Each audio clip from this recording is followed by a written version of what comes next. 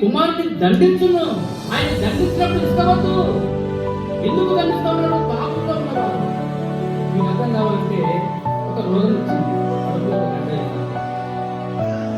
అది నొప్పి కలగకుండా తీసివేయగలరా? మనిషికి నొప్పి లేకుండా తీసివేయగలరా? అరికాలము తల వరకు స్వస్థత కొంచెమైనా లేదా? ఎక్కడ చూసిన గాయము పట్టుకున్నాక మరి వేల నయమైతేనేమో దానికి ఆపరేషన్ చేయాలి, దాన్ని బాగు చేయాలి, దాన్ని ట్రీట్మెంట్ ఇవ్వాలి. మన పరమవంతుడైనటువంటి యేసుక్రీస్తు ఆయన మనల్ని ట్రీట్మెంట్ ఇస్తున్నప్పుడు